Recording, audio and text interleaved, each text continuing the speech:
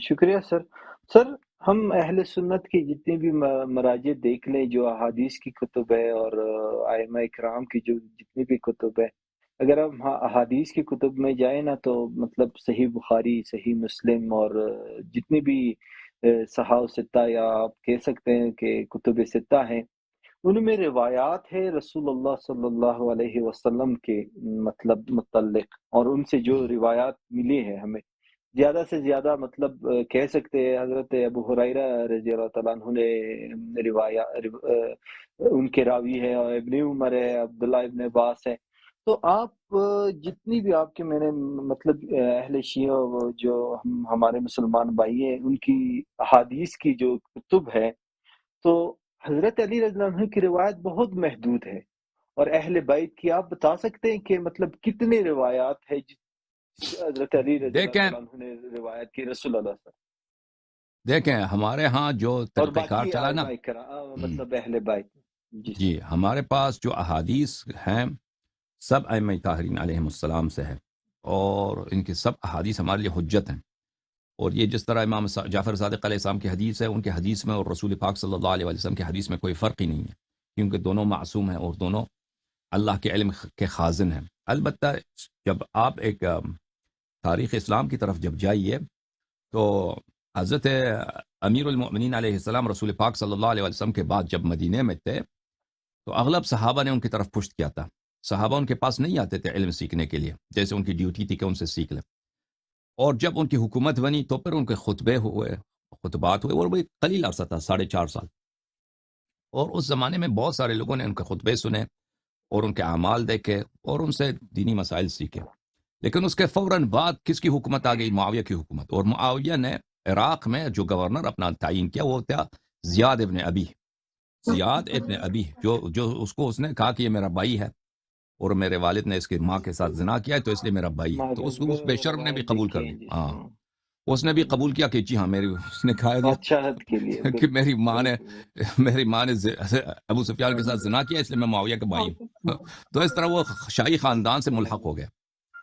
تو وہ شخص بڑا ہی کٹر تھا، اور وہ ہر جگہ جہاں بھی اس کو ملتا تھا امیر المؤمنین علیہ السلام کے آپ اس کو قتل کرتا تھا۔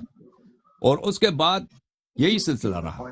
پھر اس کے بعد کربلا کا واقعہ پیش آیا۔ کربلا کے واقعے میں اس میں بہت سارے جو صحابہ تھے حضرت امیر المؤمنین علیہ السلام کے، وہ مارے گئے۔ اور صرف کربلا کے واقعے کے بعد، کربلا کے واقعے سے پہلے، کربلا کے واقعے کے بعد، ایک تو کربلا کا اپنا واقعہ ہے کہ میدان جنگ میں جتنے لوگ شہید ہوں گے، لیکن اس سے پہلے اور اس کے ان بعد سے جی بہت سارے لوگ، اس کا پرانا پھر پلاننگ گورنر تھا۔ کون بنا؟ عبید اللہ ابن زیاد۔ عبید اللہ ابن زیاد چن چن کر جہاں بھی شیعہ تھے ان کو قتل کرتا تھا، اور صرف اس لیے نہیں کہ وہ شیعہ ہے، اگر گمان بھی ہے کہ وہ شیعہ ہے، وہ علی علیہ السلام کو مانتا ہے، تو وہ لاتے تھے علماء کے، وہ پریڈ لگاتے تھے کہ آؤ کہ یہاں پہ لعنت کرو۔ اگر سب کرتا تھا کوئی عالم تو پھر اس کو چھوڑتے تھے، اگر سب نہیں کرتا تھا، شتم نہیں کرتا تھا، پھر اس کو یا تو کوڑے مارتے تھے یا قتل ہوتے تھے۔ آپ کبھی میں آپ کو دکھاؤں، آپ کے اپنے کتب میں صحیح حدیث کے ساتھ موجود ہے، حجر ابن عدی۔ حجر ابن عدی ایک صحابی ہے، اس کو بالکل جلیل قدر زیاد ابن ابی نے اس کو کوفے سے گرفتار کیا، زنجیروں میں باندھ کر اس کو بھیجا کس کے لٹکوایا پاس؟ تھا۔ معاویہ کے پاس۔ معاویہ کے پاس جب بھیجا ہے تو معاویہ نے اس پہ یہی آفر کیا تھا کہ یا تو علی علیہ السلام سے براعت کا اظہار کر، اس کو گالی دے دے، لعنت کرو تو ہم زندہ چھوڑ دیں گے، وَإِلَّا تجھے قتل کریں گے۔ تو اس نے لعنت نہیں کی تو اس کو قتل کیا۔ یہ کافی مشہور ہے، یہ مختلف کتب میں مشہور ہے کہ زیاد بن ابی کو اسی لیے قتل کیا گیا۔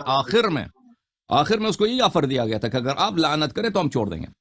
تو یہ سلسلہ رہا ان کا۔ اس کے بعد عراق میں جہاں پہ یعنی شیعہ جہاں پہ زیادہ تھے، وہاں پہ کس کی حکومت آئی؟ پھر بنی مروان کی حکومت آئی، حجاج ابن یوسف کی حکومت آئی، تو وہ قتل کرتے تھے شیعوں کو۔ تو یہ سلسلہ جب جاری رہا، آپ دیکھیں کہ امیر المؤمنین علیہ السلام کے بعد ان کے اصحاب کو قتل کیا گیا، اور جو لوگ ان کا نام لیتے تھے، ان سے محبت کا اظہار کرتے تھے، یا وہ شبہ ہوتا تھا کہ ان سے محبت، ان کو قتل کیا گیا۔ اور یہ سلسلہ دہائیوں سال تک جاری رہا۔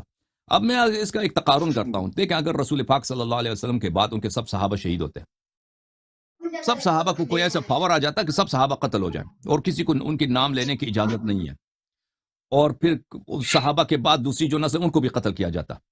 ٹھیک ہے نا, جو ان سے محبت کرے, جو ان سے حدیث نقل کرے, وہ تو آپ کیا سمجھتے ہیں کتنے حدیث بچ جاتے ہیں رسول پاک صلی اللہ علیہ وسلم کے؟ کوئی نام لینے والا بھی نہیں ہوتا نا, حدیث تو کیا کوئی نام, وہ بالکل آثار مٹ جاتے ہیں. تو یہ ظلم ہوا کہ آپ اگر کہتے ہیں کہ امیر المومنین علیہ الصلوۃ والسلام کے احادیث کیوں کم ہے, اس کی وجہ ہے. اس کی وجہ کیا ہے؟ اس کی وجہ یہی ہے. اور حدیث کیسے پہنچے گا ہمیں؟ مصنفین کے تھرو, روات کے تھرو, ان کے ذریعے سے ہمیں پہنچے گا. جب آپ راوی کو قتل کرتے ہیں, راوی کو آپ مجبور کرتے ہیں کہ وہ امیر المومنین علیہ السلام کو علن گالی دے دے, لعنت کرے, تو وہ تو پھر جرأت تو نہیں کرے گا کہ وہ کوئی کتاب لکھے. اگر کوئی کتاب لکھتا ہے تو وہ قتل ہو جاتا ہے.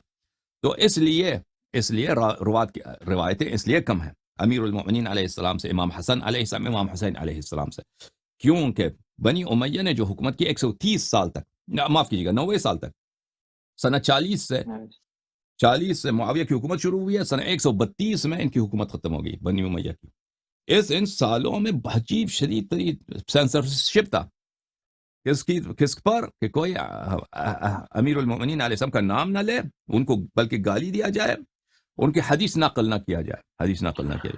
تو اور 90 سال جو ہے نا, اب دیکھیں اب ہم کس سال میں رہتے ہیں؟ 2023 میں رہتے ہیں.